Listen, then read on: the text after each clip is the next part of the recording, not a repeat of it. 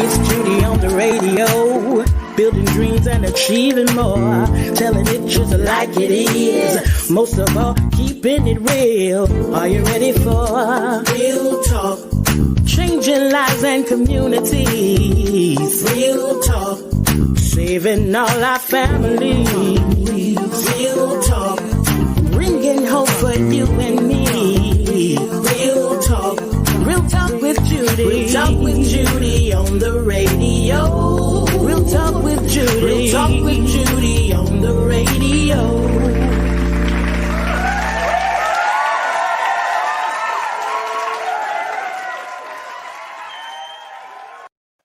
Well, welcome to the Real Talk with Judy live radio show. I am Dr. Judy, your Real Talk host, and I thank you for being with me today, Tuesday, January the 19th, 2021, right here on Hallelujah 95.3 FM.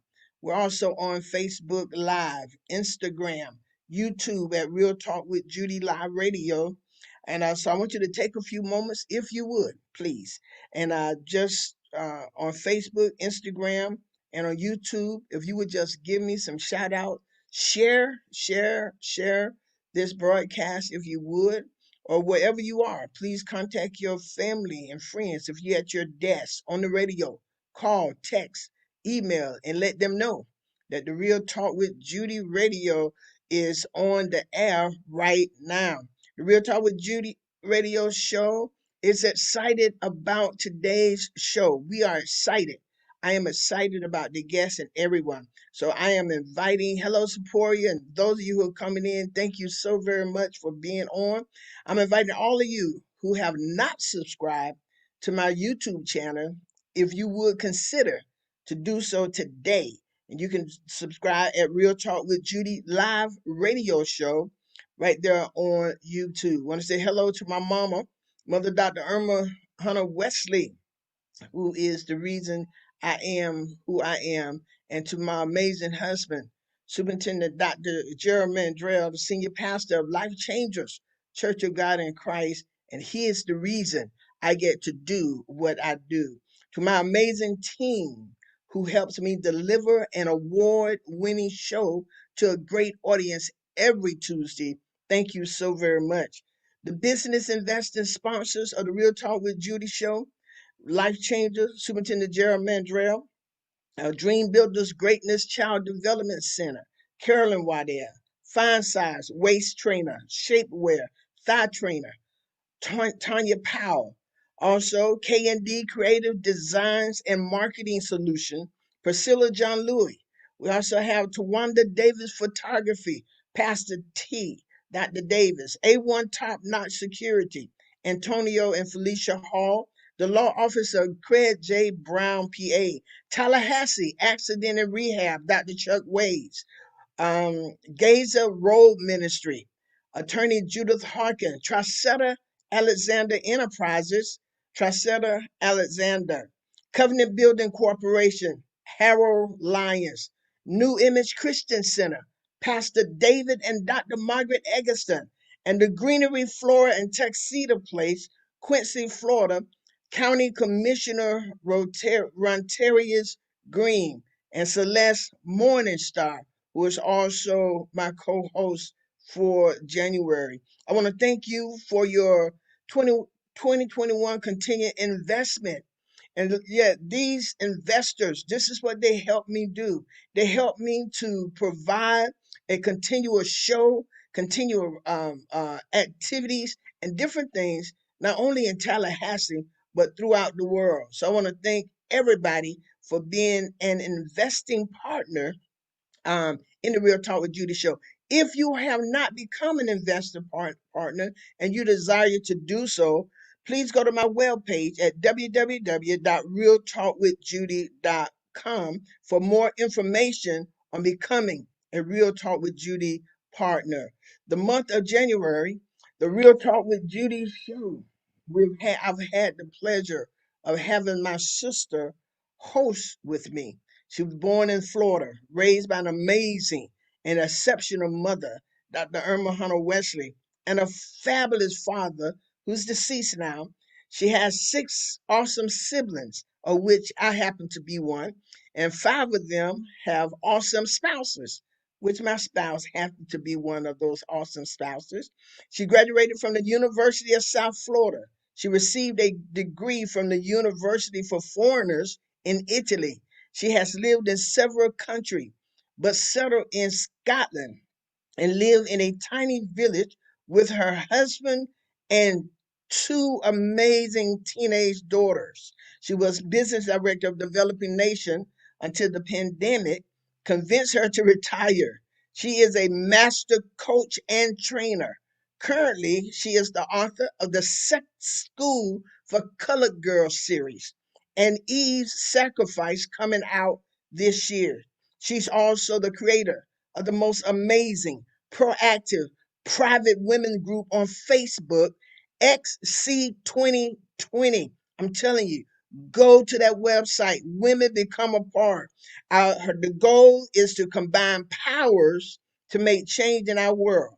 They're currently nearly 3,500 strong and are now invitation only. She doesn't believe in failures. Failures. She believes everything is a learning experience. She succeeds at everything she does because of her mindset. Welcome back again for the third show. My sister, co-host, Celeste Morningside, the pen name of Cynthia Holden in Scotland.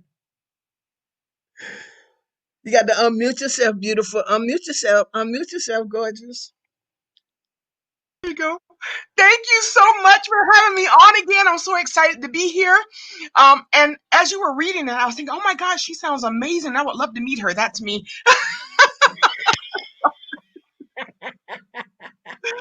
So it's so great to be here, especially coming from all the way across the world.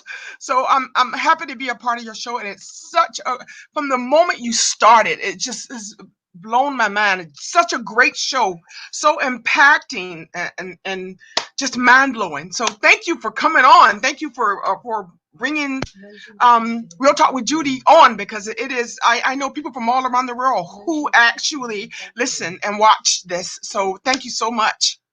Thank you so very much, Cynthia. And it is an honor to share this platform with you the whole month, the entire month of January.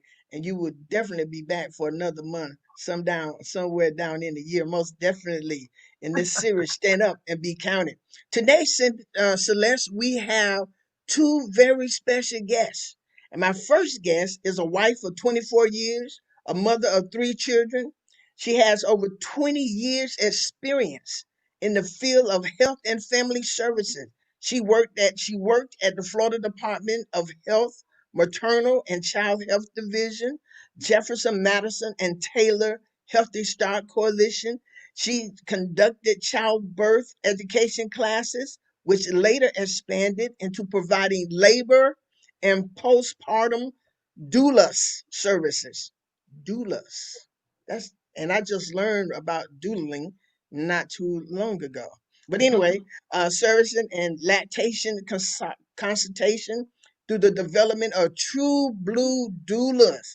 And she is an awesome woman. She's the owner of Seed Time Harvest Farms, and this is a grocery bag delivery service bringing fresh produce from local farms and vendors to the doors of families and businesses in the Jefferson, Leon, and the surrounding areas. She is a financial representative with New York Life Insurance Agency, sharing information on wealth risk management and family protection. She believes that life insurance is one of the oldest hidden secrets for building and protecting wealth for individuals and their families with proper use of knowledge and time is applied. Please welcome Sutter Barnhart. Good morning, Pastor Judy. It's a pleasure to be here with you guys. What a joy. Thank you for having me. Thank you for being available and such a wonderful spirit. And we're looking Thank you. forward to a great show today with you.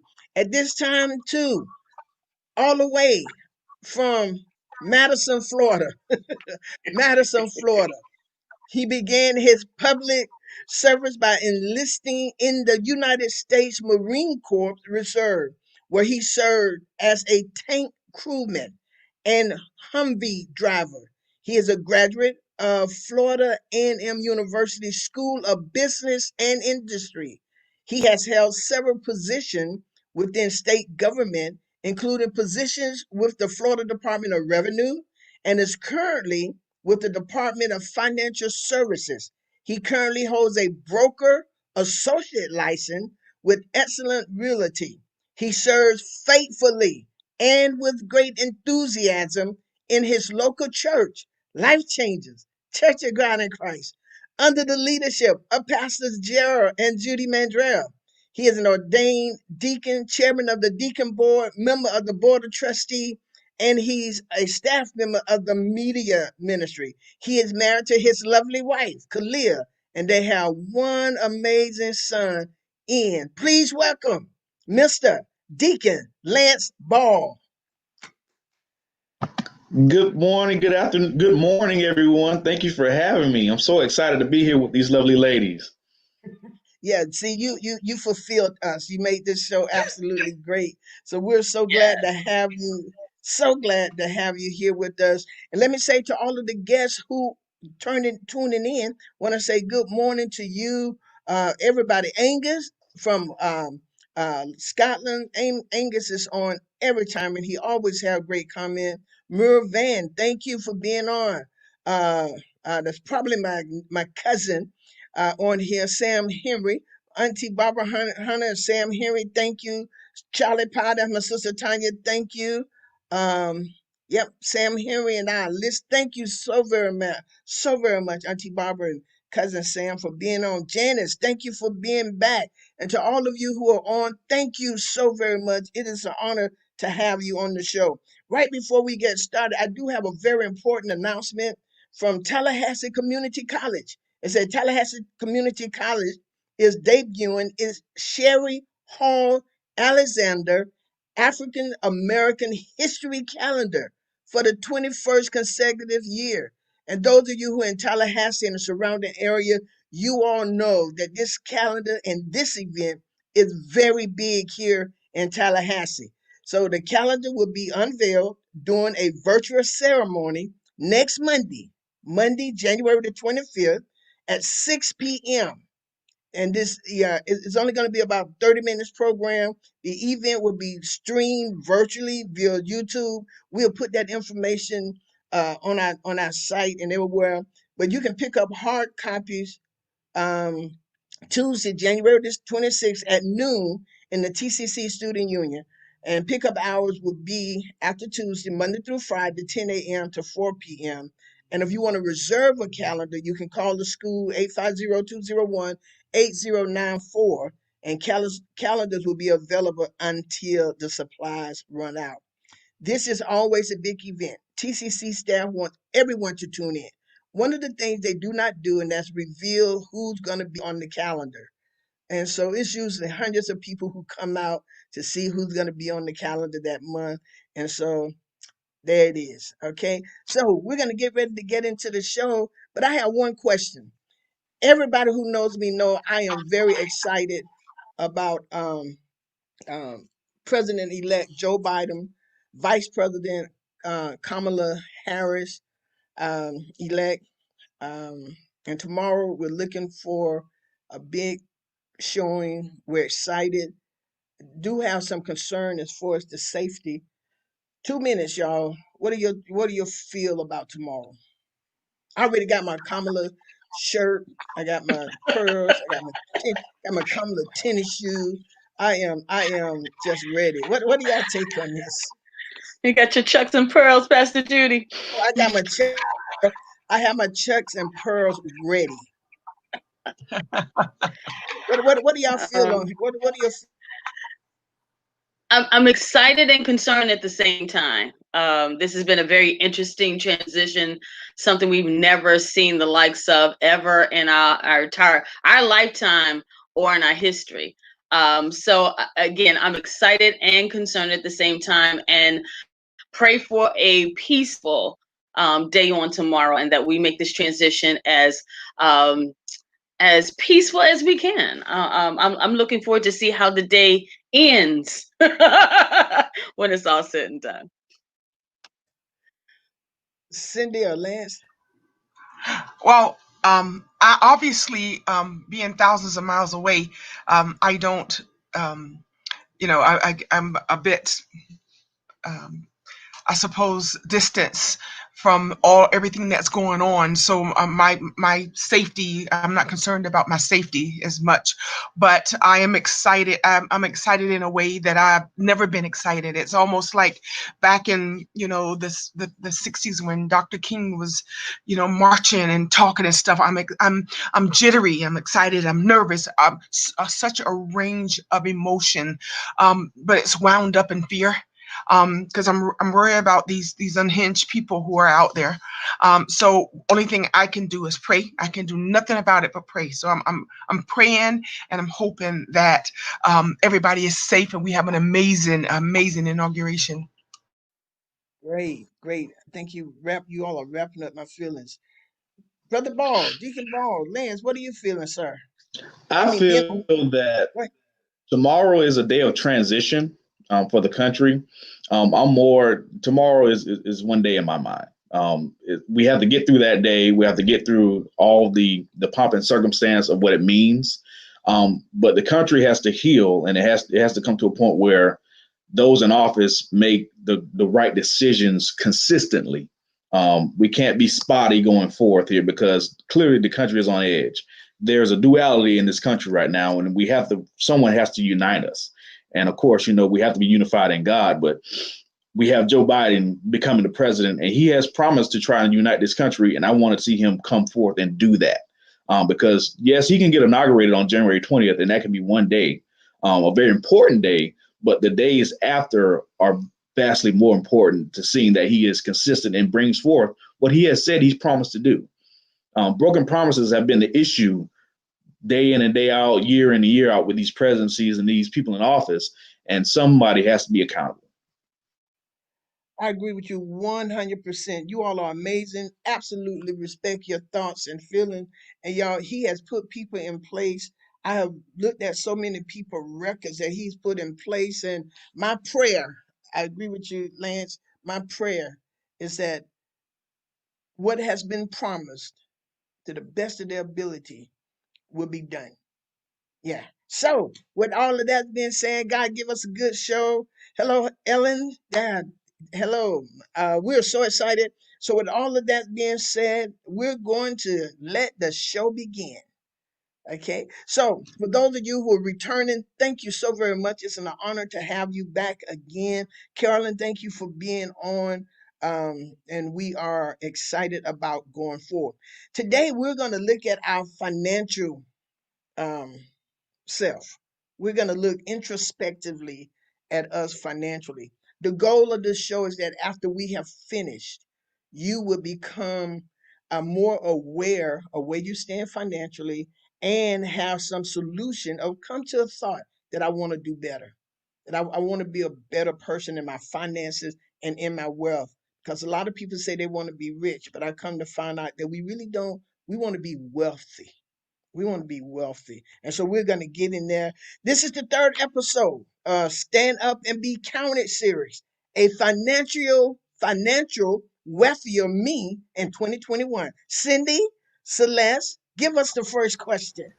The first question: how much of your money were you able to put in a savings account?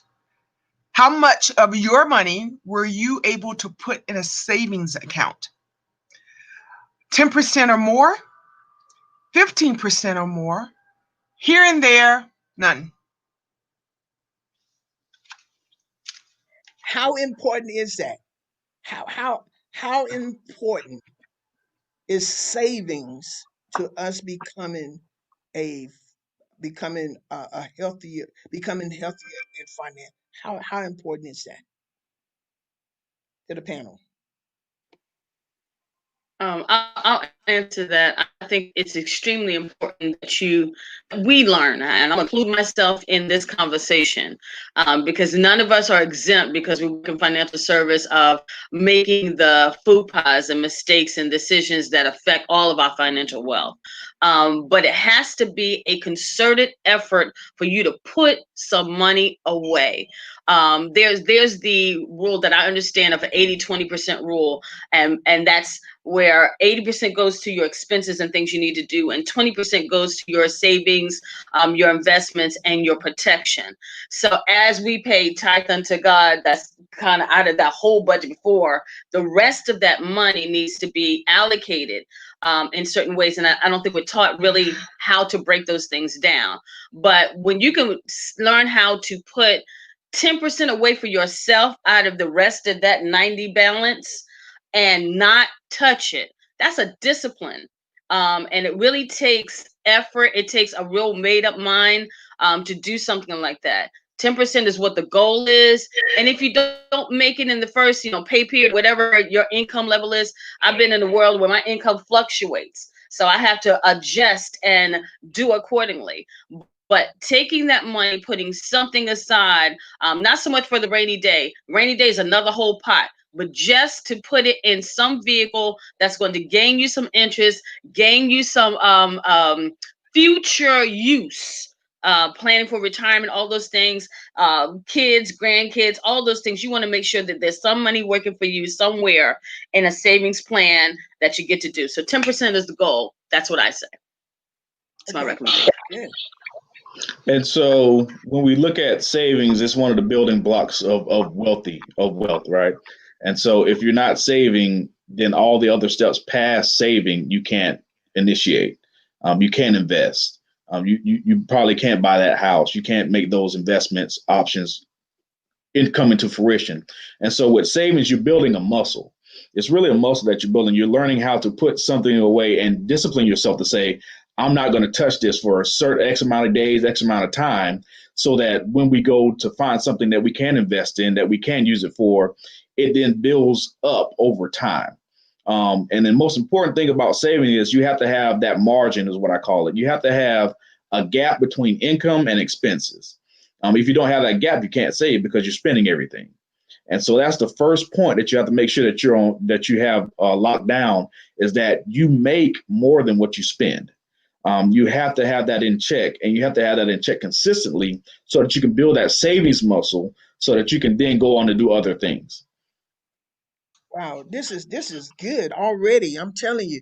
I know somebody probably already looking for a financial plan and they're what in the world?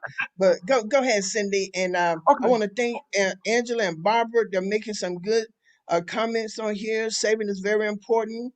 We need to save for future and for foreseeable changes which will happen. Then Angela's made a comment, loving this, said our community and family need more of this teaching. We do. Seta and Lance, we got to get more of this teaching in our communities so we can teach our families now and prepare our children. I mean, go ahead, Cindy. Both my children have, we call them current accounts. So they have accounts that they can use and they manage. And I help them manage their account, talk about how they're spending, why they're spending, what they may need. I teach certain things. And one thing I teach about is being poor. And poor is disgusting. Okay. So poor and broke are two different things. Poor is a mindset. Broke is having no money. Poor, that's why poor people who win the lottery are broke again in 2, 3, 5 years, because they have a poor mentality. Okay. So there's a very big difference between poor and broke. And you need to get away from the poor mentality. And that's my little bit. Great point. Great point. If Great I can point. add something, Pastor Judy, Mhm. and you guys bring up a valid point about the education piece. But then there's also personality, who you are. I have 2 daughters, and I have one that from the time she was 3, 4 years old, this chick hid money in her box. She had $20, $30 saved in a wallet, her 20s in one place, her 10s in one place, and she's still very meticulous with money. She has more savings than we know because it's locked up in her room somewhere in a box. She has a banking account. We set them up with both banking accounts. But your personality, you have to identify where you're strong and when you're weak. And discipline is the only word I can really come up with. You have to make yourself put monies away when you know you're a spender. We all like nice things, but having that education, someone very early with our children, we don't sit down. Our parents didn't sit down with us and talk about money. They didn't sit down and go over bills with us.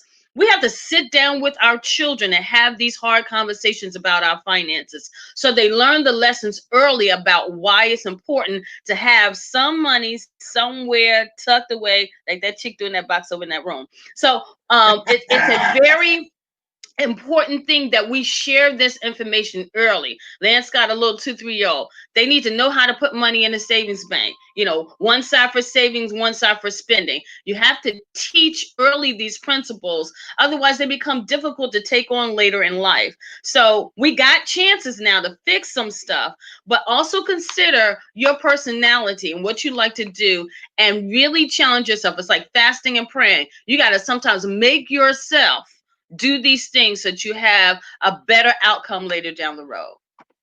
Wow, this is fantastic. Y'all see, this is great already. And settle to your point and to Cindy Lance point, Pastor and I, um, thanks be to God, God has blessed us with money.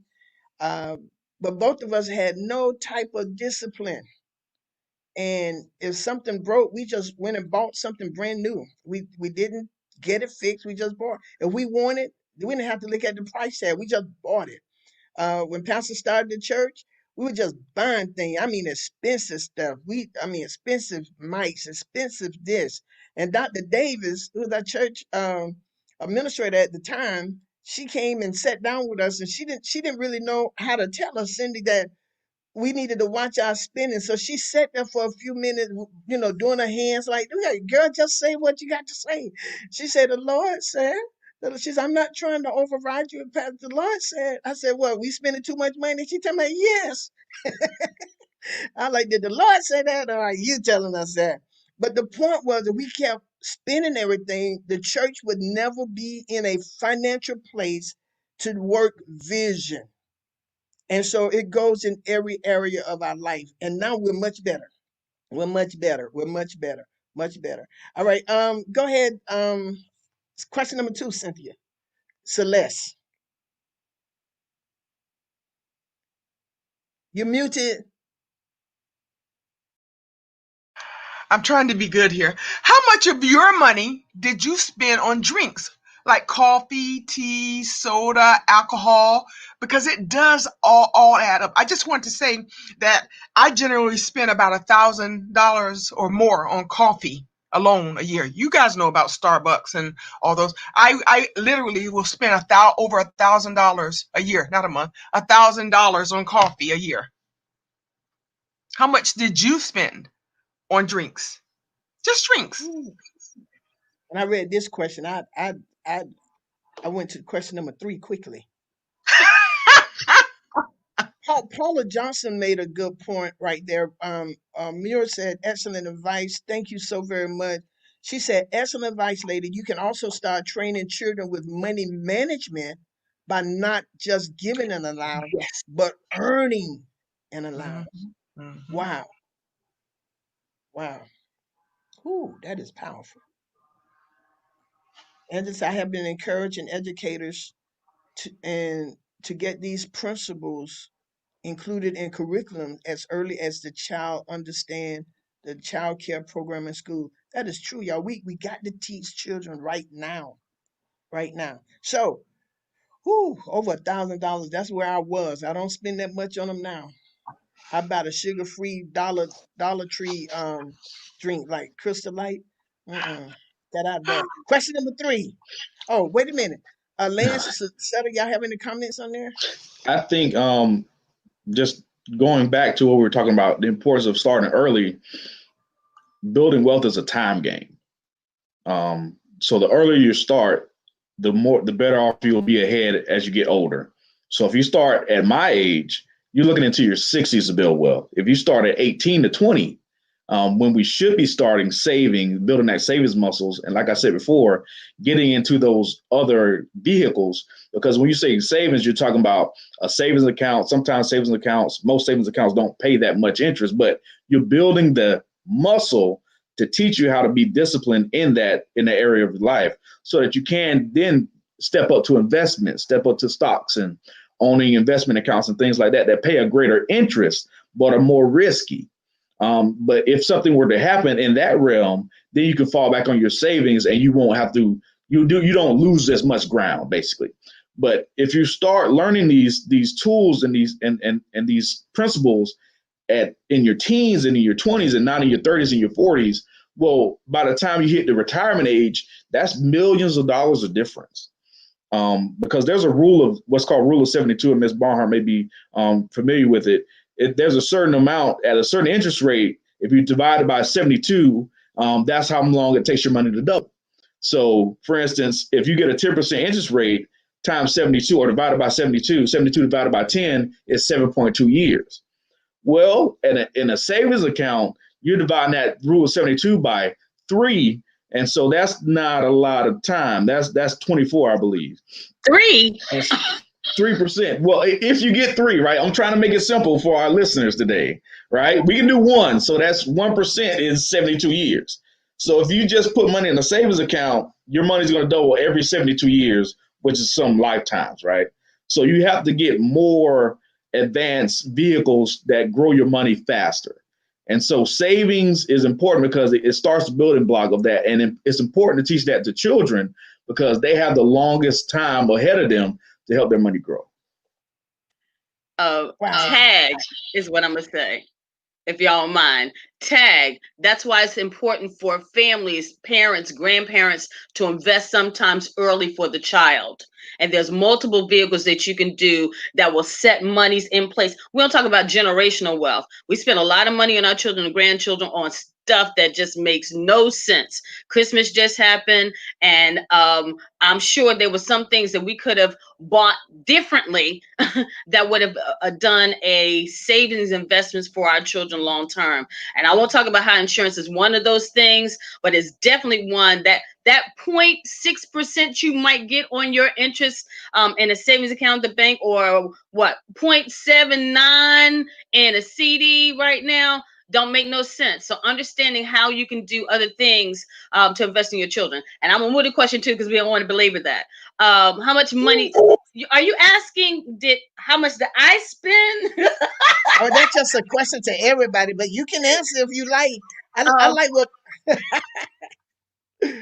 I've learned a lesson about coffee because I really like coffee, but I learned to buy good coffee and bring it home and make my coffee at home because it was less expensive than Red Eye makes this wonderful little thing called a cortadita, and it got to be really bad. I have to admit, I don't think I got to the $1,000 level, but I got about $750, Cindy, through the course of the year, because I would go get a cortadita, if not every day, it was every other couple days. Because it was just this wonderful little small cup of coffee. Because it was under $5, I felt like I was really doing something. But when I added it up, yeah, that was a joke. So I think one of the valuable lessons that we learn is, and same thing I talk about food and vegetables, learning how to eat at home, learning how to prepare yourself and stuff at home saves you thousands of dollars. That little prep time for you to get up in the morning and make your coffee at the house, and don't buy Folgers and don't buy all the nasty coffee. Buy some good coffee, invest in good coffee, and then you won't feel like you got to drink a gallon of it. I'm sorry. But yeah, so those are the things that I think are important about, spending. It's what they say, the little foxes that eat up the vine. It's the little things that we don't pay attention to that eat our monies up. And we claim we don't have money for savings and those vehicles of investments like Lance was talking about. But if we calculate up what we're spending on little conveniences, we'll find that we have the money to put in the right pockets for investments for our children, for ourselves, and for savings. Wow. Wow, this is awesome. Paula stated she loves Starbucks, but she also owned their stock. Bingo. Wow. And there's a way you can use your stock to buy your coffee, but that's another whole topic. Wow, man, y'all, this is powerful. I'm telling you, most folks don't understand how life insurance is a way to build generational wealth. I didn't learn this until my husband taught this to my family and I. Listen, we got a question on there about life insurance because this is great. Carol, I think Carolyn wrote um um something about savings is not only the only way to gain wealth, not just saving. You all are making some great points. This is fantastic. Question number three. Three. Yeah, we're just on question number three. I know. Wow. Go, Cindy. How much of your income did you invest? Now, we're not talking about savings. We're talking about investing. Now, you were talking about coffee and Starbucks. I bought a coffee machine. I like Starbucks coffee machine. And I'm going to tell you, I rarely now got my coffee machine is amazing, and I really go out. So I've saved money. It was expensive, but compared to how much money I spend a year on coffee, it saved me. So how much money did you actually invest? Stocks, bonds, a coffee machine? That's what I mean. Wow. Wow. Well, I think I'm around 25% for the year last year, and that's with some gross income and some after tax. We're at about 25% savings rate. When we say savings, we mean in those vehicles, because we have the emergency fund, which is kind of the basis of a savings account. You sit that in there, and in case something happens, that's there. But everything else goes into an investment account, and so we're at about 20 to 25% now. And I thanks be to God that I don't drink much coffee because it sounds like it gets expensive. I drink a lot of water and orange juice. So my water comes from the tap. It ain't free, but it's closer. It's got to pay the water bill. But it's so important to get to that point. And it's important to know that I wasn't always at that investment rate, right? I can remember being 19 and going to the check cashing place. But we as a people have to do better and get better over time. It doesn't matter where you start, it matters where you finish. And so here I am in mid 30s doing a lot better than what I did at 19. And that took some listening to information like this. It took reading some books and listening to podcasts. Because if you desire to be better in this day and age, anything you want to learn, you can find it. It is out there. You can tap it in good old Google. Every word that come out of our mouth today, you can tap it in Google, and it'll pull up pages upon pages of information for you to divulge and become better. And Lance, you said you made a very important statement. You said if you desire to. And that is the beginning of wealth. That is the beginning of being better. Your desire to. uh, Carolyn made a Danette said this is great information, love it. Y'all know she's an engineer and a financial guru. Carolyn said cooking at home and eating out is the same to her. She said she don't see a difference. That's my baby sister, and I'm gonna have to say amen. Because when you go to the Challenge. store, challenge, challenge, challenge us. All of Oh, y'all no, cooks at home. no, It no. depends on when you get your food from. Mm-mm. It You know what? depends on Here's a challenge for you. Go out for a week, do your regular things, see how much money you spend, add it up, and then stay home for a week. Plan your menu, what you're going to eat, and see the difference. And when I'm telling you hundreds, you may not go out as often. All right, Carolyn, that's a challenge for you. So we want you to, that's a challenge for you, Carolyn, and you let me know the outcome, and then I will follow suit. Okay, you let me know the outcome. Now Danette goes out and Danette has one meal that lasts her 3 days. That's no joke. Question number 4.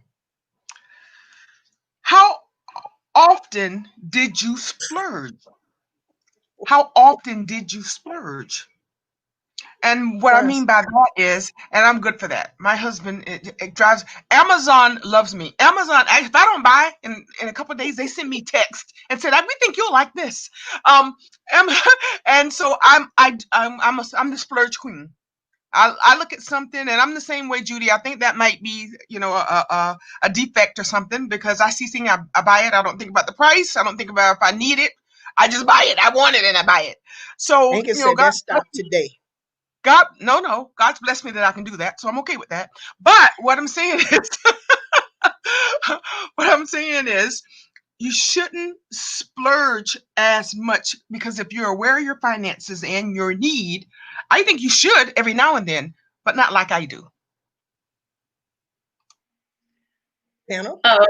I think that in your budgeting, you need to allocate some fun money. And we did this in our financial plans. We go down the list on things that you need to do, but every now and then you need to have a little pot of just fun money, and that's money that you can go spend on whatever the heck you want to spend it on. Because if we trap ourselves into this money box that we can't do what we want to do every now and then, we're gonna do it anyway. So if you allocate, and this is the thing about money, allocating monies percentage wise, what goes into what pot, you allow yourself a little bit of liberty to go spend on something. Now, I like money, and I like seeing money in my accounts. So I don't tend to splurge there's a certain number I have to have in my savings, certain number I have to have in my check-ins. And if it gets below that, I'm kind of like, nah, I don't need that right now. But still, so there has to be some allocation of, I can go get that pair of shoes this week because I've allocated for it to be so. Or I can go to dinner at where I want to go to dinner this week because I've allocated to be so. But there has to be, again, I'll go back to discipline. I'll go back to knowing what your investments is and knowing how to work your investments. I have life insurances at everybody, my grandchildren and everyone's, because they're my investment vehicles for later, for my children and everyone. So they're vehicles that I know I have monies that are earning interest at a higher rate than some other places you could do. So that in my budgeting, I have fun money. You got to have fun money. And I'm a hush. Wow. I agree. I agree because I'm married. Um, I agree because I'm married, because my wife has taught me that we need to have fun every once in a while. And so me being who I am, I told her, we live where we live. We do what we do because I pledge my life to my wife. So it's important to have those in there, because I think we talked about it before we even got married, that, are you okay with living on a budget? And she was like, yeah, but I want to have fun. I said, well, we ain't got to have fun. We're going to have a lot of money in 10, 20 years. I had this big old plan. We got to have fun right now. We have a lot of fun later, and we ain't got to work. But she was like, no, Lance. Right. So right now we don't splurge. And I think I wouldn't, if one was never, two was daily. I was like, man, that's a big jump. And then you had weekly and always. I was like, maybe twice to three times a year we'll splurge on something. And we just took a trip. But we calculated that trip out, and we made sure we were staying. It was all budgeted. And then we had this certain number, like Ms. Barnhart said, we had this certain number that we were going to spend while we were there. And we tend to go a little bit less than what we have available to spend when we're there. But we have fun. We enjoy ourselves, and we come back home, and we are still on track with our goals. And that's the key, staying on track. Splurge, but stay on track. Oh, well, I like that. Spurs, but stay on track. I like this. This is really good information. Laura Rose Hunter, my cousin, she said she hadn't even thought about life insurance as an investment. Thank you. Angus wrote something very, very profound in his comment. Read it. That is powerful. And I like what you said. Set a certain goal in your savings account and things. And Tanya got absolutely on here. So set a certain goal and don't allow yourself to go below that goal. You all are giving out some very great points. I hope they're taking notes and putting in places, because these are things that will help people live good. We want to be financially stable. I know that at one point everybody went to the GoFundMe for everything, My car broke down. Started GoFundMe. This happened. Started GoFundMe. But if we can prepare in advance, then we can prepare for the uncertainties. We can prepare to splurge, right? And we can prepare to save. And this is good information. Splurge, but stay on track. Carolyn said splurging, she put that in her budget. She has to. She has to have that in her budget. Um, she's right. I got it in mind too. But the things I buy, y'all probably say that's so stupid, but it's okay. I like pen and all that kind of stuff. But that's good. That's good. This is good. Next. This is number 5, did you keep a spending log? And I know they have a lot of apps now that can monitor your spending. They even have some that can send you a warning. They have some banks. I don't know about over there, but over here we have banks even that do that for you. So sometimes it's really important, because if you can see what you're doing, sometimes it'll stop you from doing it, or it'll help you to see. Sometimes if you can see, you can control. So do you keep a spending log, or did you keep a spending log? No, but wanted to. Yes, but didn't use it. I'm doing really bad, y'all. Really bad. I'm not.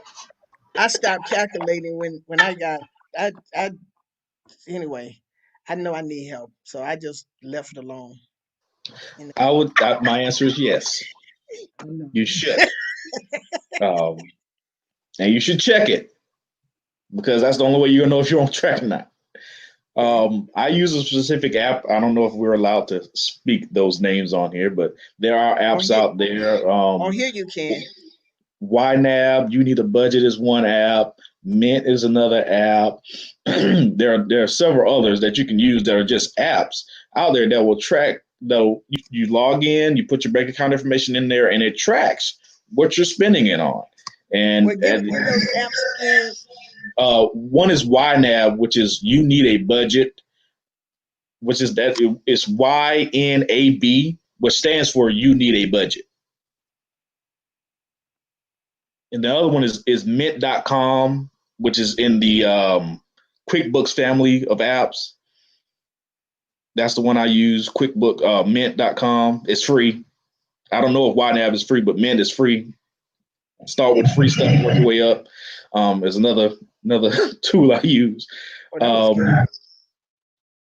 And so they'll track your spending for you, and you can set up budgets inside the apps, and they all have their little quirks. But you can set up your features, your spending allocations in the app, and then as you go through the month, it will plug them into those specific ledgers, if you will, like for groceries, rent, utilities, things like that. Spending or fund money. If you put $100 aside and you're at 105, well, you're done spending on fund money for this month, and it'll keep you on track. That's good.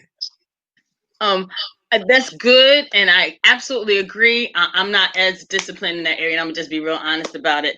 But what I do is once a month I do go through what I have spent out, and because for tax purposes. But one of the other thing I wanted to say is that's good for credit cards, but cash can be a dangerous thing, because you're not as apt to count the dollars on cash as you are apt to count the money that's coming through your account, and in those packages where you can say, okay, I spent $10 at Publix, or I spent $20 on gas.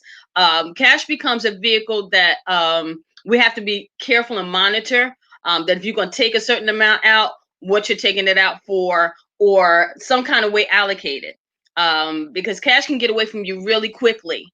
But for the other things that you are doing, I think those programs that Lance recommended are great ones. You need to check it every once a month or once a quarter. You just need to stop and see what you're doing.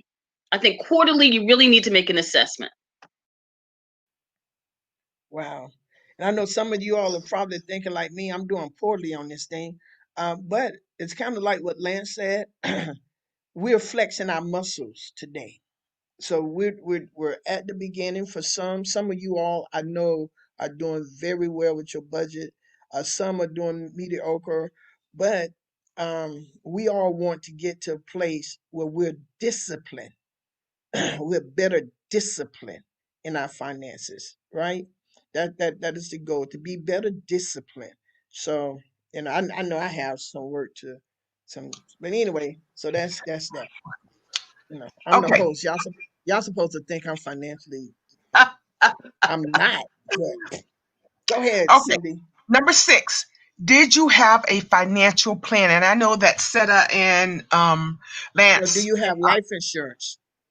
Oh, do you have life insurance? What is this then? Oh, That's do you have life insurance? Sorry, I'm in the okay. wrong one. Do you have life insurance? Yes. Yes, I used to. No, I don't need it. All my life we've had life insurance, and I know for a fact that how important, and it's not as expensive as you think. How important that is. Um, so everyone, I really think everyone should ever have life insurance. Come in. Oh, Lance, there's a I'll let you question, go and then I'll Cindy. come back. Oh, yes, ma'am. Yes, we all have life insurance. The working adults in my house do.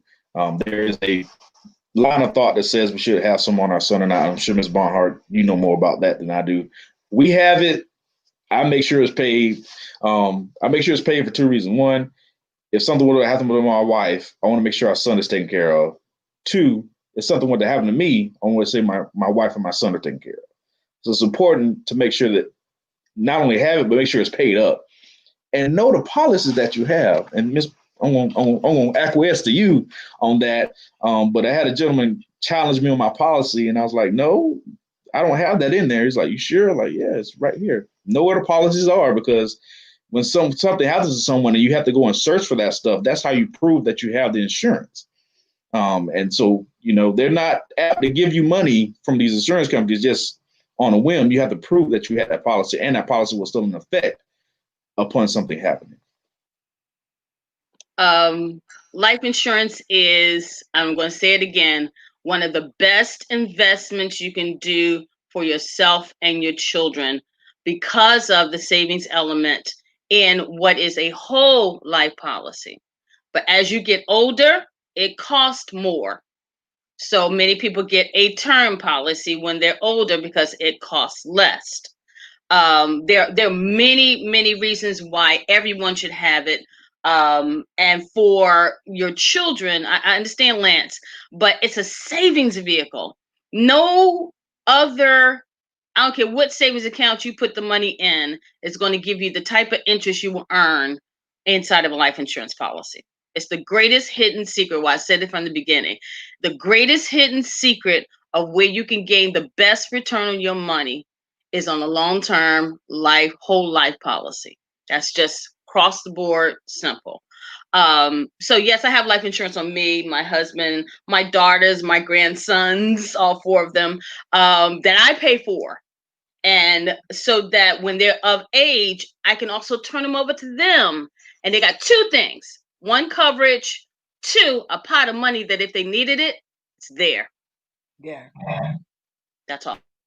Yeah, and that's what I've learned about insurance as well. It's a good saving, especially the whole life. And I know that Sutter and Tremaine and Tori and some other have sat down and explained this. But it's good to have it. And say when you turn a certain age and you got $100,000 in there, as to spend, that is good. That whole life, it whole life is good. It costs, but whole life is good for you, because a lot of people, should you get life insurance through your bank or from a different agent? Question. um I say financial, there's financial servicers and people who work in the industry. um the type of insurance you have matters. The companies that you with matters. It's okay to have it in your bank if that's the easiest thing. It's okay to have it on your job if that's the easiest thing. But you change banks and you change jobs. You need to have a policy that you pay for out of your account, so that no matter what the changes are with company or whatever, you still have something that you know you can fall back on. That's the answer to that question. I could say so much, so I'm not. You can get in contact with me if you have more questions. Yeah, she'll put her contact in the information, and you all can call her. And Celeste said, "Can I buy it although I live in another country?" Because she lives in Scotland. Can she buy insurance over here in the United States? How often do you come over? Do you come to the United States? Well, lately, not at all. But before, usually about 4 times a year. And unfortunately, my family had a hard time getting me to leave. So about 4 times a year.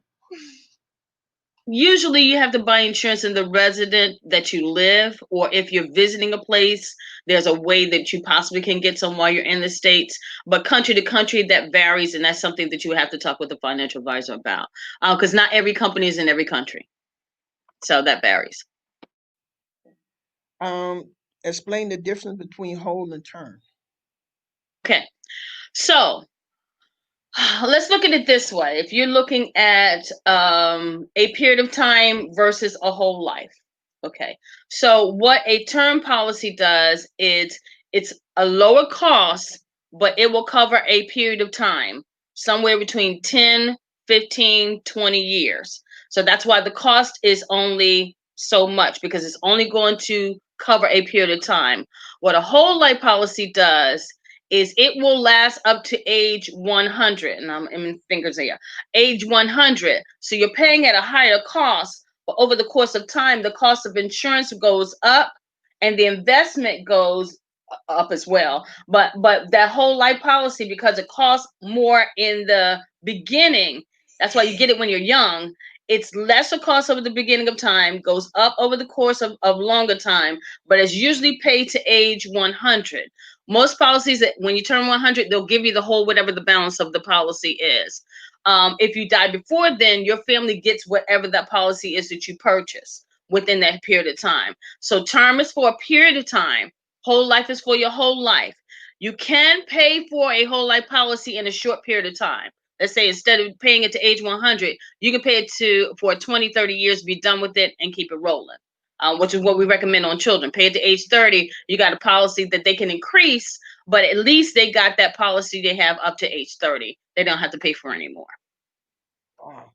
We got Val Grissom on here as well, making some of the same comment. Thank you, Val. Ms. Grissom for being on here. She said the life insurance lady. She said term insurance will end when you reach a certain age, and that is why everyone needs at least one whole life policy. So even if you have a term, you all suggest that you get a whole life. There Yes. was another question. Is it better to use cash or debit and credit card? Debit for tracking.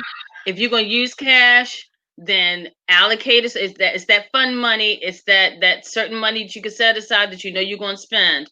So that you have an allocation for it. But I say debit is able to track your money. Cash is going to go. So if you're going to do cash, just take whatever cash you got, and like Lance was saying earlier, when it's gone, and that's that.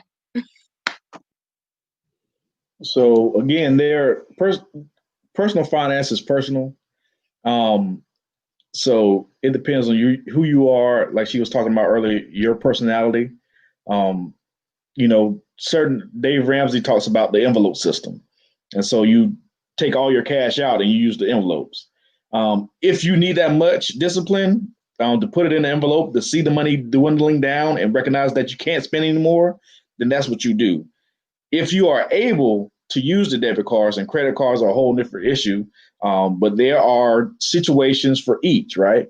But debit and credit cards, like you said, the apps, those work better because it's all online. You can check it. It's on your phone. With the budgeting with cash, you are pretty much manual. It's manual. It's a lot of manual inputs and outputs and things like that. But if that's what you need to stay on track, again, the goal is staying on track. If you need to take that much of time to be on track, then be on track. Do it. It's you. This is your personal money. This is your personal future, your personal wealth. So you take the steps that you need to get where you want to go. One other thing, and this is something regarding the cash credit card. Something my husband and I just recently paid off our cards, but thinking about interest rates and things on credit cards. Go check what you spent last year on the interest for the credit card, because we spent between the two of us just interest £10,000. That was just interest on our credit card for 1 year, £10,000. So you know what we could have done with that? What's So ten that's thousand why. pounds? What's 10,000 pounds in United States? Well, the rate's bad, so probably about $13,000, $14,000 just on interest for a credit card. Dr. Rosie said their current status changing her life insurance policy. Wow. Man, this is awesome. Y'all need like part 3. Go ahead, Are you Cindy. ready? Okay. What would you do if you lost your income? What would you do if you lost your income? And the pandemic kind of made that kind of relevant, question relevant. What would you do if you lost your income? Would you use your savings? Would you borrow? Would you get unemployment? Or you don't really know? What would happen? That is a fear for a lot of people, losing their job, losing their income. What would you do? What do you have in place if that happens? The stimulus check that we hadn't got. Haven't So gotten it. first, I would it would probably be it would be a combination of 3 and 1. But the problem with that is you have to make sure that you have to find another source of income. Period. Because savings is only going to work for so long. You only have so much savings, so you can't live off your savings. It's there for its purpose to get you through the emergency, but the emergency has to end because your savings fund is only a certain amount. And so with that, if you can get unemployment, get it while you're looking for a job, but you got to find employment. There's nothing wrong with unemployment, especially in a pandemic. Of course, take the unemployment. There's no shame in that, and then go ahead and find other employment, even if it's something temporary that you can until you can find something better. But the name of the game is cash flow. You have to have cash flowing in so that you can sustain your household. If you can't sustain your household, if you have a negative cash flow, if you run out of your savings, then I guess monopoly is over. You're bankrupt, right? You got to start all over again. So you always keep the cash flowing. Find a way to keep the cash flowing in. Cowboy up and be a Uber driver if you have to do something like that. Find 2 separate jobs. It's okay. You're feeding your family. You're feeding yourself. Personal finance is personal. So do what you have to do to make it. Seek the Lord for what you need to do. Maybe this is time for you to shift into something differently. But whatever the case may be, you have to keep the money flowing in. It has to keep flowing in because you're always consuming. We're consumers. We consume and we use money to consume with. I absolutely agree. But one of the other things I would say is learn how to pivot. You need multiple streams of income. Even on a job, you should have something on the side that's working. So that if something happens to that major job, you can pivot. Now, get unemployment if they allow you to get unemployment. You didn't walk off the job and quit. Don't do that. But also learn how to have multiple streams of income. The Bible says that you should have 7 streams. We haven't figured out how to do more, and we all do more than one thing in some way. But one of the things I've learned in being a mom, being a wife, having a job, having grants that go away, and now you got to figure out what your next thing to do. Always know what your next step is. Never be totally reliant on somebody else's job. Have something working for yourself. That if in a pinch you got to make a pivot, that you're not devastated. Wow, this is good stuff. Listen, we're gonna have to move faster. You all are so full of wealth and information. If you would put your information in their information is in the chat, you all. and call them, ask for advice, ask them to sit down with you. Yes, multiple streams of income, you got to have it. And you have something that you do that you can charge for. Okay, so Cindy, let's go ahead and ask the next question so you can give the percentages, because we got to be off in just a few minutes. We're over our time, but this has been worth it. You all are fantastic. Go ahead, Cindy. Celeste. How many people do you care for? How many Financially. people do you care for?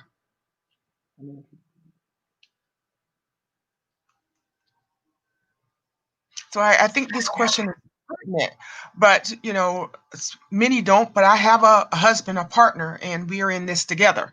A lot of people don't. So if you're caring for you only have one income, and you're caring for multiple people, and you only have one source, that could be really, really stressful and worrying for that income. So that's why this question is really, really important. Yes. I think it's really important. And when you think about the people that you care for as we age, I have my husband. I'm grateful for him, although I fuss a lot. I still like him on some days more than others. But I have my children. My daughters are here. My oldest daughter just had another baby. Well, just had her first baby, so we're caring for that. We have chickens. We have dogs. We have lots of things. But every now and then, I have to go care for my parents. So some kind of way you have to have in your game plan, disruptions happen. So you have to be able, again, this is why I say learn how to pivot, be in a position where if you needed to be able to go take care of someone other than yourself. So right now, I almost was in Philly for this call because my mother's in the hospital up in Philly. And people know if my dad calls about my mom, I'm on a plane. No questions asked, nothing. That saving budget is so that I can get on a plane or wherever I need to go to care for the people I love the most. My son is in Gainesville. We just went down there for Sunday. And my daughter came home. Let's go. Sometimes you got to be able to make that move to go see about the people that you care about. So that's part of your budgeting. That's part of your planning about your financial. Who are the people that you really love that you have to care for? And family is the most important thing. Sometimes that's extended, but be in a position that those that you care for, you can go see about. So yeah, that's all the people. I won't go down the list. I agree. I don't even have to add anything to that. I just have less people on my list. My wife and the only You the got guy no knows the chickens and no problem. dogs? No, ma'am. You can have all those. I'll come eat when you're ready. I would come too, especially out that fresh garden. Cindy, Yeah, number 9. you have a duck, I'm done. I'm not ever coming to your house. Look, I will not go down the litany of animals I've had in this 25 years of marriage to a farmer who just thought I needed peacocks and chickens and ducks and pigs and cows, and I can't buy. My Lord. Question number 9, Cindy. And again, to all of our guests, thank you so very much for tuning in. Thank you for your participation. To those of you who are on the radio, we thank you so very much. I know that the time has been far spent, but those of you who are still hanging on Facebook and YouTube for 5 more minutes, thank you as well. Cindy, question number 9. When was the last time you reviewed your financial health? When was the last time you reviewed your financial health? I don't remember. Last month, last year, I always do. All right, question number 10. What did you value the most? What did you Oh, value the most in your financial life in 2020? What did you value the most in your financial life in 2020? I would say, well, question number 9, I reviewed this morning. Again, another one of those apps. You can just pull it up and look at what you got and keep going. And as you get better at it, you can take less time. I think Ms. Barhart and I agree with was quarterly take a look at it. That's just to make sure you're still on track. But what did I value most in my financial life in 2020? The ability to work home and still provide an income. Being able to stay at home with my wife and my son, and we can eat, we can have lunch together, we can sit there and watch what's going on TV together, we can watch our son grow up, and still being able to provide an income so that there was no concern about bills being paid in a pandemic. And that was truly the blessing because there wasn't a worry. We were just enjoying each other as we were working and as we were providing income for our family. So I think the pandemic definitely showed that being together is more important than having the highest or best salary, in my point of view. Being with the ones you love and being able to see my son learn new words and learn new things on a daily basis, and not just be out trying to provide, but being present is more important. So even though it may not necessarily be a financial answer, but the options that finances provide are the things that I'm after. And so the options are the goal. That's good. Cindy, what Absolutely. we're gonna do right what we're gonna do right quick is give the percentages, and then I'm gonna come back and have for one because you don't have to read everything that's in there. Just Yes. give the primary because we got 5 minutes to get out of here. Okay. Here we go. So if you did 100 to 81, you have money, you know how to spend it, and you know how to save it. If you did 80 to 51, you strike on an easy balance with taking care of yourself, taking care of others, and taking care of business. If you have 50 to 21, you are on the precipice of a financial cliff, and it might be time to shift your balance. And if you got below 21, it may be time to seek financial help. Listen, if you want the full thing, email Dr. Judy and she can send it to you. Yeah, that is true. Email me at realtalkwithjudy.2015.com. We have Sutter Barnhart information, Lance Ball information. Let's get in. Cindy Celeste information. Get in contact. There were some other people on here, but we want this show to help you look at yourself, a financial wealthier me in 2021. 1 minute, Sutter. 1 minute, Lance. And I'm 1 going to go minute. first. I'm going to Okay. go first. wait, hold on. Okay. You want to go first, Um, Cindy? yes, I'm going to go first. Listen, in life, you either live at cause or at effect. That means that you cause life to happen around you or you're responding to it. That works the same with your financial life. Either you are causing stuff or you're responding to stuff. Really take that in consideration and make a change today. Get in touch with SETA, get in touch with someone, and start today in changing your life and being in effect. A cause first. Mine's is real quick is family is most important. Keep that at the head of everything. Flexibility is second. So be able to adapt and change when necessary. And then thirdly, um, consistency is valid for everything that you do. This 2020 has taught us that we can do a whole lot of things, but finding and streamlining what you need to be consistent about in your finances, your ability to provide for your family, and keeping your health and wealth intact is all you need to do going forward. Personal finance is personal. If you look at it as far as weight loss, everyone doesn't go to the gym. Everyone doesn't run 5 miles. Everyone doesn't do keto. But everyone on each one of those types of situations has been able to make positive change in their life. So same thing in your personal finance life. Make sure you find a way to move forward. Better is the goal. Passive income is the goal. Being able to have options to do what you desire to do is the goal. So find a way for you in your current situation to get better each and every day. Wow, what an awesome show. Sutter Barnhart, Lance Ball, Celeste Morningside. Thank you for helping me to deliver another great Real Talk with Judy show to everyone who have tuned in by way of radio, Facebook Live, YouTube, or Instagram. Thank you so very much. Remember, next Monday, January the 25th at 6 p.m., the virtual event of the revealing of the Cherry Hall Alexander African American History Calendar uh, for the 21st consecutive year will be revealed.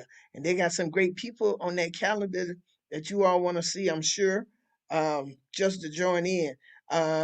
Veldrada, I hope I'm saying her name correctly.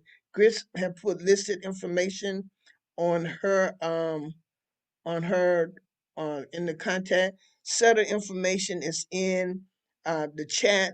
Set of information is in the chat. Lance information is in the chat. Give them a call. I want to thank you all for being my special guest today. You all gave out such vital information. Celeste, thank you for the questions and getting this show going.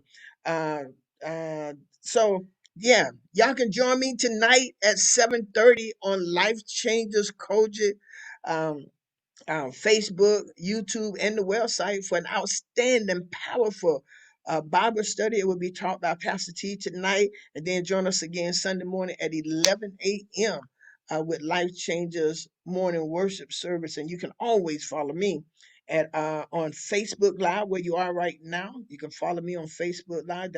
You can follow me on Zoom, not Zoom. You can follow me on Twitter at Real Talk with Judy, Instagram at Real Talk with Judy, and you also can follow me on Hallelujah 95.3. Listen, let me tell you this. Y'all be prepared. Dr. Judy's on the move, and you never know where she's gonna show up with her camera and her phone ready to interview you. Again, to everybody who's tuned in, thank you all so very much. My family, everybody, thank you. This has been a great show. And guess what? I see all us in the future, and we're financially wealthier than we are right now. That's real talk. Thank you all for tuning in.